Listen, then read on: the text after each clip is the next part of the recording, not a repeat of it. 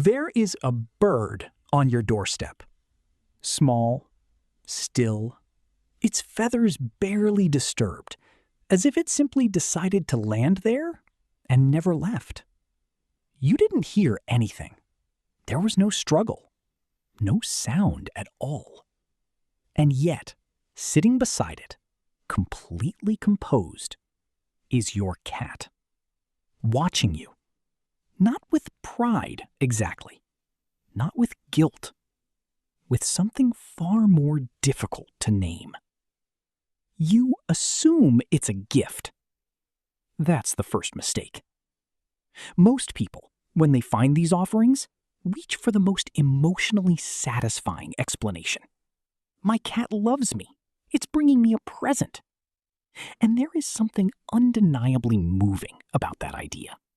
This small, domesticated predator choosing to share what it's caught with you. Choosing you. But the science tells a different story.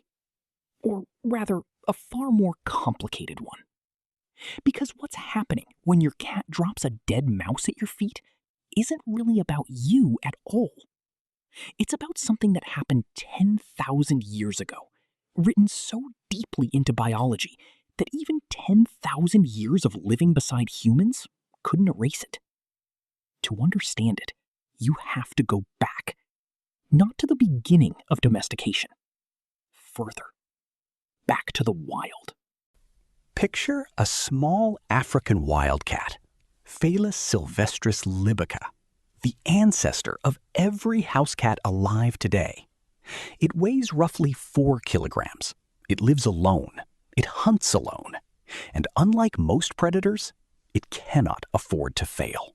There are no packmates to compensate, no communal strategy, just a single small body and whatever it can catch before hunger becomes dangerous.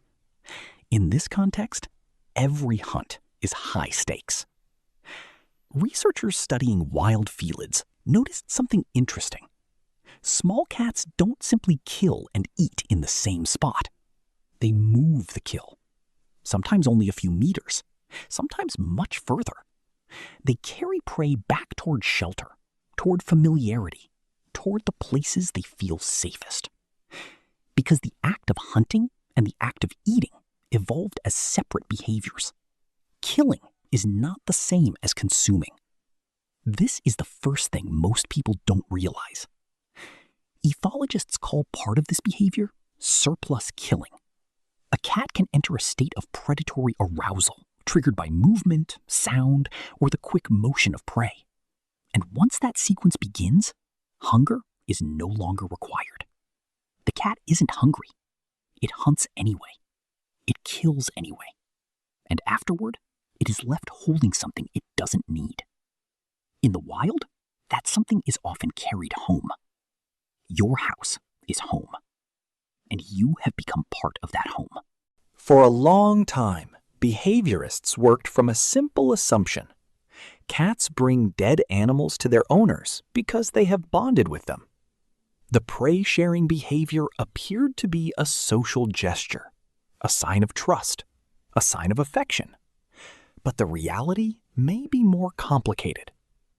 Researchers studying feral cat colonies observed that female cats sometimes brought live or dead prey back to specific individuals, not randomly, to individuals they trusted. And they didn't always bring dead prey. Sometimes the prey was still alive, still moving.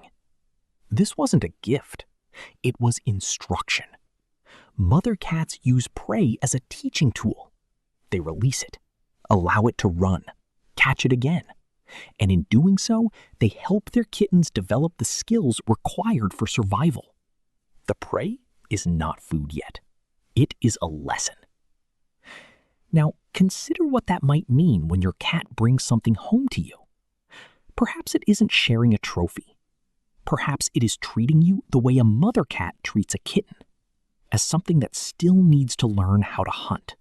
The domestication of the cat is one of the strangest stories in human history. With dogs, humans actively shaped the process. Over thousands of years, they selected for cooperation, obedience, and companionship. The dog was transformed. The cat was different. Recent genetic studies reveal that domestic cats remain remarkably similar to their wild ancestors. Their instincts are still largely intact. Their predatory circuitry remains operational. What changed was not the cat. What changed was the environment. Around 10,000 years ago, humans began storing grain. Rodent populations exploded. And where rodents gathered, wildcats followed. Not because humans invited them, not because they were domesticated, because there was prey. Humans tolerated the cats because cats controlled pests. Cats tolerated humans because humans created opportunities. At first, it was simply mutual convenience. But over time, something unexpected happened. Cats began paying attention to us. Research has shown that cats can follow human gaze. They can interpret gestures. They monitor our behavior and adapt their own accordingly. Over countless generations, they learned to read us.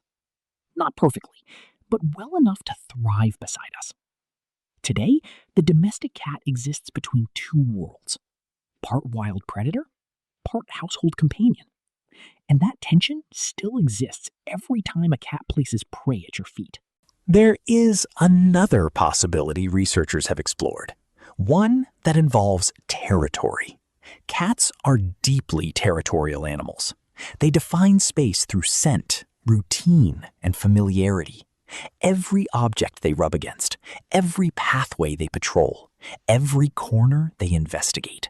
These actions communicate ownership and belonging. This space is known. This space is safe. This space is mine. When a cat makes a kill within territory it considers important, something interesting can happen. It doesn't always consume the prey immediately, and it doesn't always leave it behind. Instead, the prey may be carried deeper into the territory, closer to home. Some behavioral ecologists suggest that prey bringing may function partly as a territorial display, a demonstration that the cat is active, successful, and present within its environment. This idea doesn't replace the teaching hypothesis. The two explanations may exist together, because behavior is rarely driven by a single cause. Different cats, different situations, different motivations. The dead bird on your doorstep may mean something slightly different every time it appears.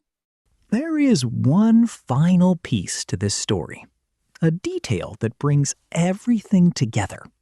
The teaching theory, the territory theory, the ancient instincts that survived 10,000 years of living beside humans, all of them point toward the same conclusion. The cat in your home is not a simplified version of a wild animal. It is a wild animal that learned how to live beside people. And that distinction matters. Because when we look at a cat sleeping on a sofa, chasing a toy across a living room, or rubbing against our legs in the kitchen, it is easy to forget what we are actually looking at. Beneath the comfort, beneath the familiarity, beneath the thousands of years of coexistence, the hunter remains. The same neural machinery that once guided small wildcats across the African landscape still exists inside the domestic cat today. The environment changed. The instincts largely did not. That is why a cat can be fully fed and still feel compelled to hunt. Why a toy mouse can trigger the same sequence as a real one.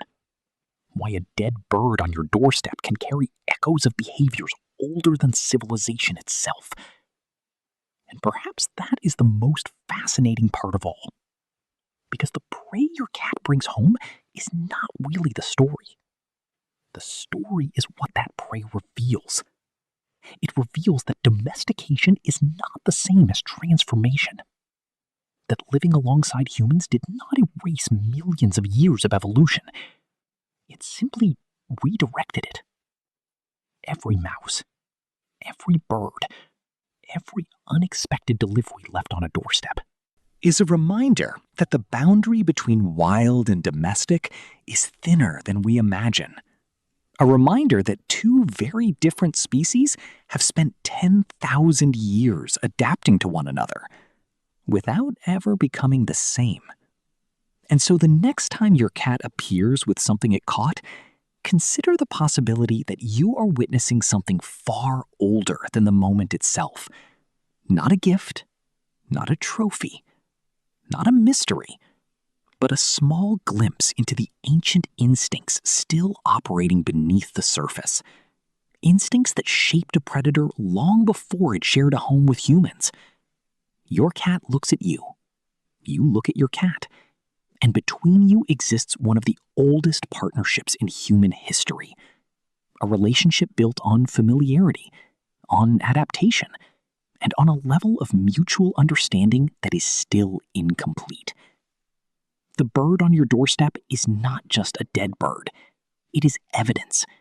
Evidence that some parts of nature never truly disappear. They simply learn new places to live. If this video changed the way you see cats, leave a like and let me know your thoughts in the comments. And if you enjoy documentaries that uncover the science behind everyday mysteries, subscribe and join us for the next story.